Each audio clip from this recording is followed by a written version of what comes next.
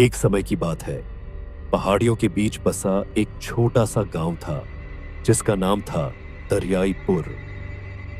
यह गांव एक अनोखी शांति से भरा हुआ था, जहां के लोग मिलजुल कर रहते थे। गांव की आबादी कम थी, पर लोग खुश और संतुष्ट थे। लेकिन इस शांति के पीछे एक गहरा रहस्य छिपा था। इस गांव के बाहर एक ऐसा स्थान था जिसे सुनकर ही लोगों की रूह कांप जाती थी। गांव के बाहर घने जंगल के बीच एक पुरानी टूटी फूटी हवेली थी। यह हवेली इतनी पुरानी थी कि उसकी दीवारें जगह जगह से टूटी हुई थी और उस पर काई जम चुकी थी। हवेली को ऊंचे पेड़ों का घना घेरा छुपाए रहता था। वहां का माहौल रीढ़ की हड्डी तक सिहरन पैदा कर देता था। गांव के बुजुर्गों के अनुसार हवेली में एक समय की सुंदर युवती कालिका अब चुड़ैल बनकर रहती थी। उसके पास इतनी शक्तियां थीं कि वह अपनी इच्छा से किसी भी रूप में बदल सकती थी। लोगों का मानना था कि वह रात के समय हवेली से बाहर निकलती और जंगल में घूमती थी। उस हवेली का नाम सुनते ही लोगों के चेहरे की रंगत बदल जाती थी और वहां जाने की बात तो दूर, उसकी ओर देखने से भी लोग घबराते थे। बच्चे उस हवेली के बारे में कहानियां सुनकर डरते और रात को अकेले कहीं जाने से डरते थे। हवेली के आसपास का वातावरण हमेशा रहस्यमयी और डरावना रहता था। हवेली के पास कोई भी जीव जंतु भी नहीं दिखते थे, जैसे कि वहां जीवन पूरी तरह से समाप्त हो चुका हो। एक बार गांव में एक अजनबी आया। वह देखने में एक साधारण यात्री लगता था, लेकिन उसकी आंखों में एक अजीब सी चमक थी। उसका नाम कालू था। कालू के बारे में गांव के लोग ज्यादा कुछ नहीं जानते थे, लेकिन वह बहुत ही साहसी और निर्भीक दिखाई देता था। उसने गांव के कुछ लोगों से उस पुरानी हवेली के बारे में सुना और उसमें कुछ ऐसा था जो उसे उस ओर खींच रहा था। वह जानना चाहता था कि आखिर इस हवेली में ऐसा क्या है जिसे सुनकर लोग कांप जाते हैं। एक दिन कालू ने गांव के मुखिया से मुलाकात की और उनसे उस हवेली के बारे में विस्तार से पूछा। मुखिया ने उसे बताया कि कई साल पहले गांव के कुछ लोगों ने उस हवेली में जाने की कोशिश की थी, लेकिन वे वापस नहीं लौटे। गांव में यह बात फैल गई कि हवेली में जाने वाले लोग कभी वापस नहीं आते। इस घटना के बाद किसी ने भी वहां जाने की हिम्मत नहीं की, लेकिन कालू इन कहानियों से डरा नहीं। उसे यह बातें किसी पुराने किस्से की तरह लग रही थी, जिनमें सच्चाई कम और अफवाहें ज्यादा होती हैं। उसने मुखिया से कहा, मैं इस रहस्य का पर्दाफाश करना चाहता हूं। अगर यह चुड़ैल सच में है तो मैं देखना चाहता हूं कि वह क्या है, और अगर यह सिर्फ एक अफवाह है तो मैं इस डर को हमेशा के लिए मिटा देना चाहता हूं। मुखिया ने कालू को समझाने की कोशिश की कि वह अपने फैसले पर पुनर्विचार करे, लेकिन कालू अपने इरादे में दृढ़ था। उसने ठान लिया कि वह हवेली जाएगा और वहां छुपे रहस्य को सुलझाएगा। गांव के लोग उसे रोकने की कोशिश करते रहे, लेकिन कालू अपने निर्णय पर अडिग था। अगली सुबह सूरज की पहली किरण के साथ ही कालू ने हवेली की ओर अपना सफर शुरू किया। गांव के लोग दूर खड़े होकर उसे जाते हुए देख रहे थे। सबकी आंखों में चिंता और भय स्पष्ट दिखाई दे रहा था। हवेली की ओर जाते हुए कालू ने महसूस किया कि जैसे जैसे वह हवेली के करीब जा रहा था, वातावरण में एक अजीब सी घुटन बढ़ती जा रही थी। पेड़ों के पत्ते हवा में सरसराहट कर रहे थे, लेकिन वह कोई सामान्य आवाज नहीं थी। उसमें कुछ अजीब था, जैसे कोई उनसे कुछ कहने की कोशिश कर रहा हो। कालू की आंखों में जिज्ञासा और साहस की एक अनोखी चमक थी। डर को नजरअंदाज करते हुए उसने तय किया कि वह इस रहस्य से पर्दा उठाकर ही रहेगा। हवेली के मुख्य द्वार पर एक पुराना ताला लगा हुआ था, जो शायद सालों से नहीं खुला था।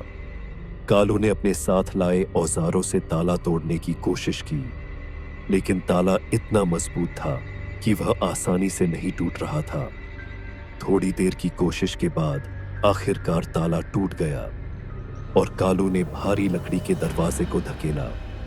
दरवाजा खुलते ही एक ठंडी हवा का झोंका कालू के चेहरे पर पड़ा। अंदर का दृश्य बेहद डरावना था। चारों ओर धूल और मकड़ी के जाले थे।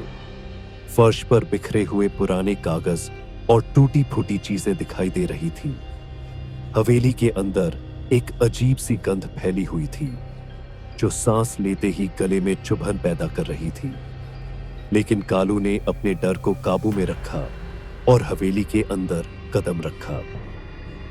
कालू ने जैसे ही अंदर कदम रखा, उसे महसूस हुआ कि हवेली की हर दीवार के पीछे एक अदृश्य नजर उसे घूर रही थी। कभी कभी उसे ऐसा महसूस होता कि कोई उसके पास से गुजर गया हो, लेकिन जब वह पीछे मुड़कर देखता तो वहां कुछ नहीं होता। हवेली के अंदर एक बड़ी सीढ़ी थी जो ऊपर की ओर जा रही थी। कालू ने तय किया कि वह ऊपर जाकर देखेगा कि वहां क्या है। जैसे ही वह सीढ़ियां चढ़ने लगा, सीढ़ियां चरमराने लगी, मानो वे बहुत पुरानी और कमजोर हो चुकी हो। सीढ़ियों का हर कदम एक नई सिहरन पैदा कर रहा था। जब वह ऊपर पहुंचा तो उसने देखा कि वहां एक बड़ा हॉल था जिसमें एक पुरानी झूला कुर्सी थी। कुर्सी हिल रही थी, लेकिन वहां कोई नहीं था। कालू ने ध्यान से चारों ओर देखा, लेकिन उसे कुछ भी अजीब नजर नहीं आया। तभी अचानक कालू को एक दरवाजा दिखाई दिया जो हल्का सा खुला हुआ था। दरवाजे के पीछे से हल्की रोशनी आ रही थी जो कि इस अंधेरी हवेली में काफी असामान्य थी। कालू ने धीरे धीरे उस दरवाजे की ओर कदम बढ़ाए। उसके हर कदम के साथ उसके दिल की धड़कनें तेज हो रही थी। जब उसने दरवाजे के पास पहुंचकर उसे खोला तो उसके सामने का दृश्य देखकर वह चौंक गया।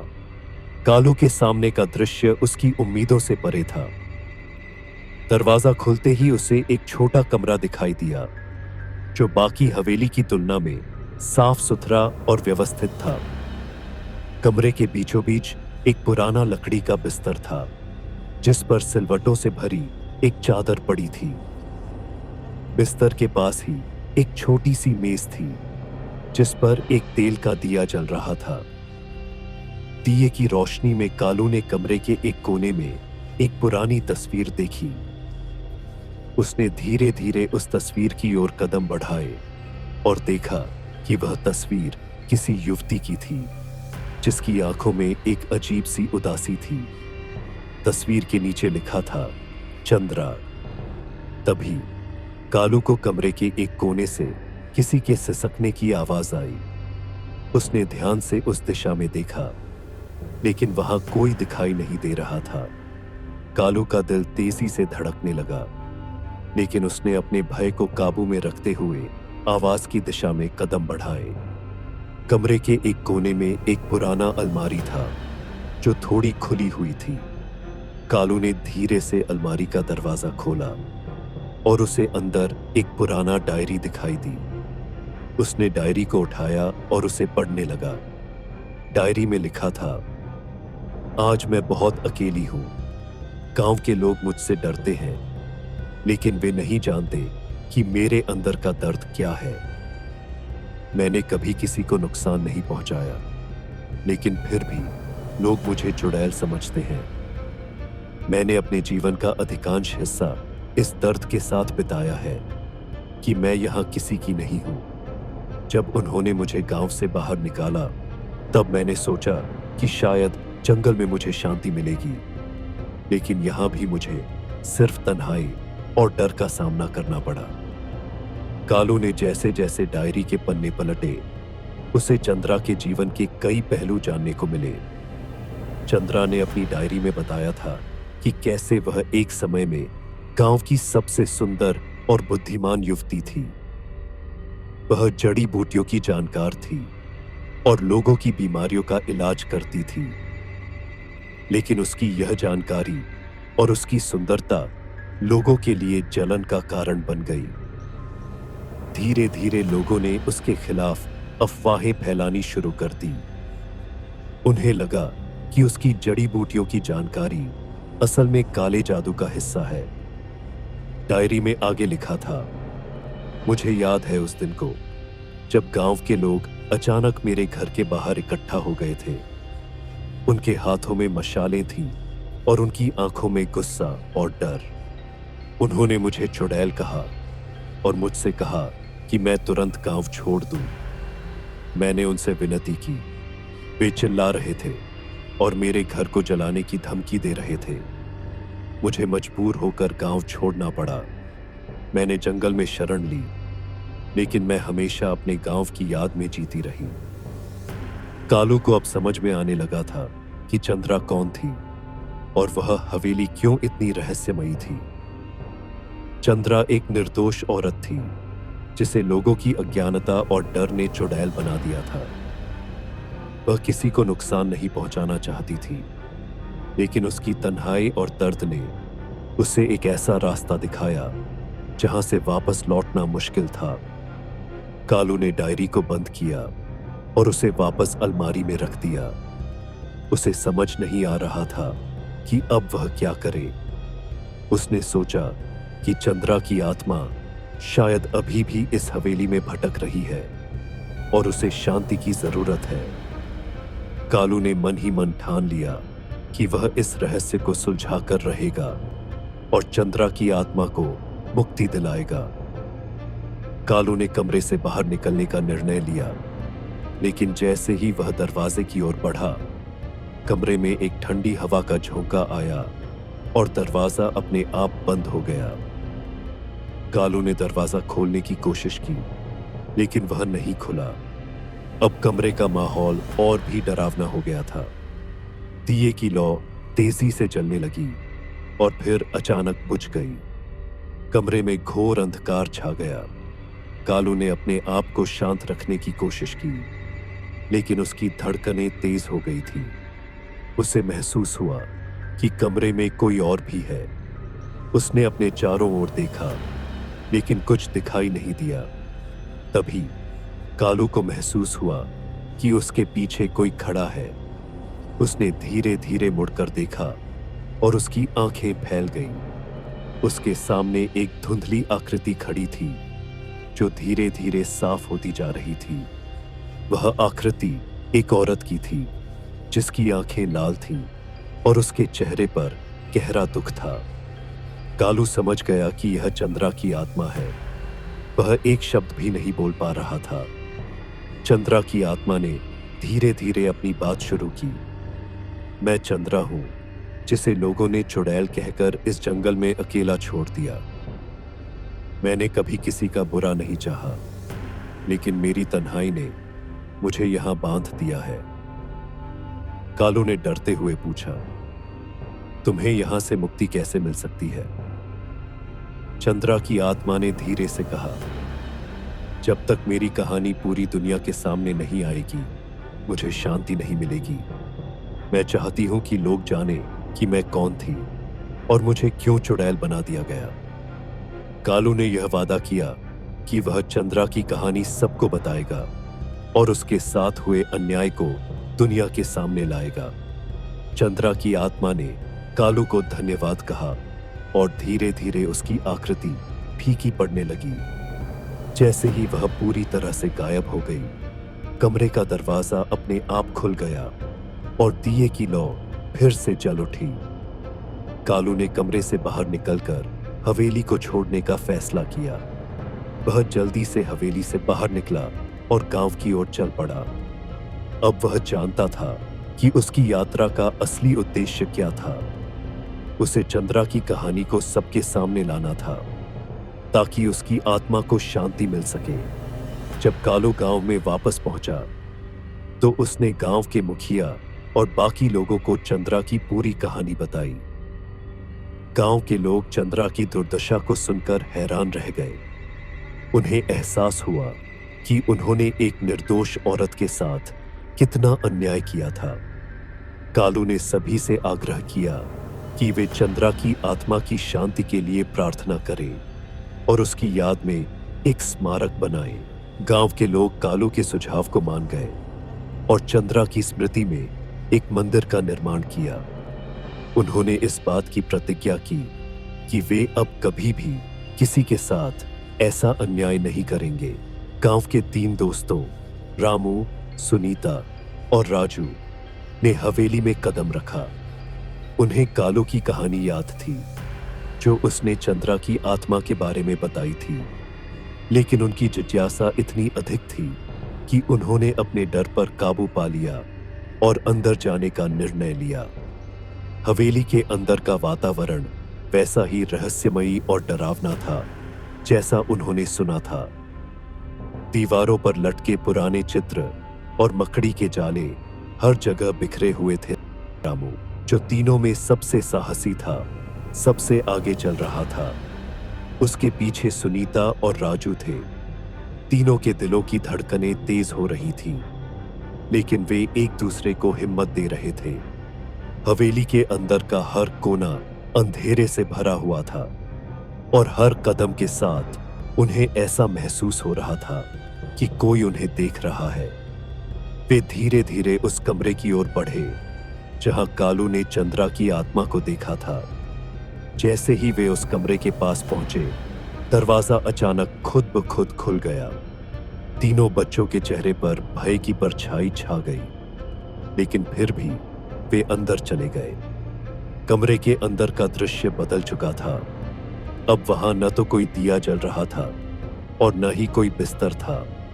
कमरे में एक घोर अंधेरा छाया हुआ था, लेकिन बच्चों ने अपने हाथों में टॉर्च रखी थी जिससे वे आगे का रास्ता देख पा रहे थे।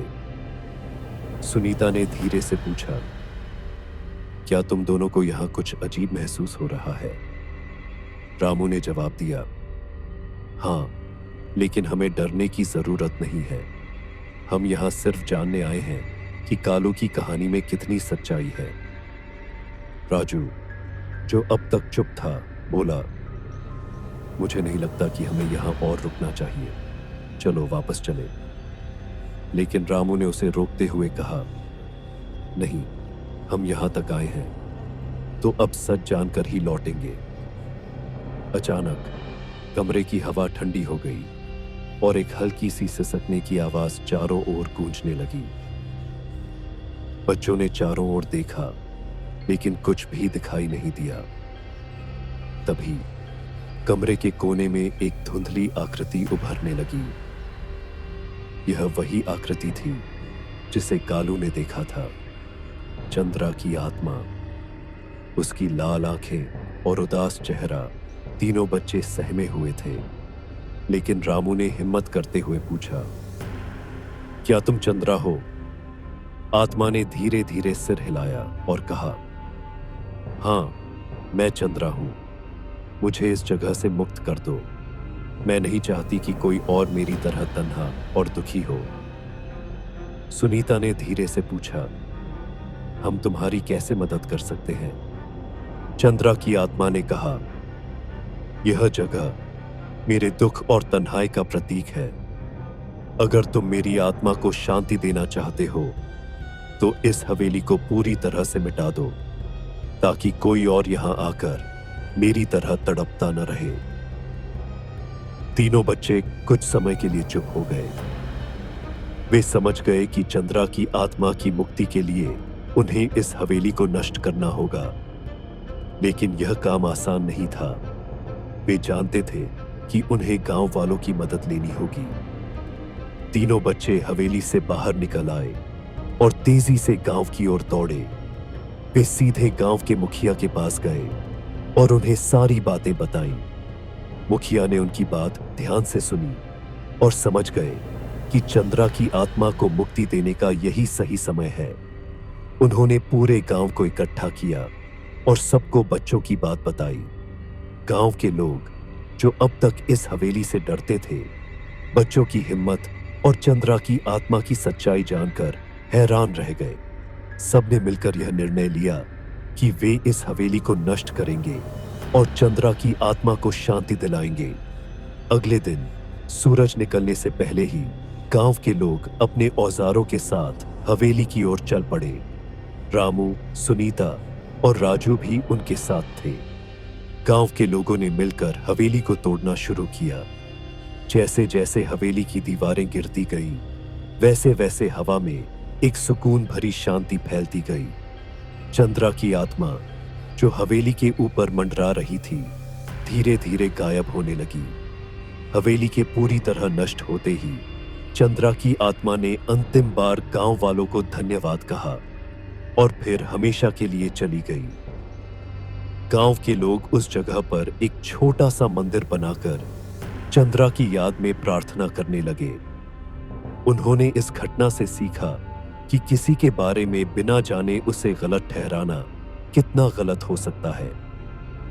चंद्रा की कहानी अब एक सीख बन चुकी थी और गांव के लोग इस बात की प्रतिज्ञा कर चुके थे कि वे अब किसी के साथ अन्याय नहीं करेंगे। रामू, सुनीता और राजू ने अपने इस साहसिक अनुभव से बहुत कुछ सीखा। वे जानते थे कि उनकी हिम्मत और सच्चाई ने चंद्रा की आत्मा को मुक्ति दिलाई थी। अब वे अपने गांव में सबसे साहसी और समझदार बच्चों के रूप में जाने जाते थे। उनकी कहानी गांव के हर बच्चे के लिए एक प्रेरणा बन गई थी, जो उन्हें सिखाती थी कि सच्चाई और हिम्मत से हर डर पर काबू पाया जा सकता है। गांव का नाम अब सिर्फ दरियाईपुर नहीं था, बल्कि अब यह धर्मपुरगी के नाम से जाना जाने लगा था, क्योंकि यहाँ के लोग अब सच्चाई और न्याय के मार्ग पर चलने लगे थे।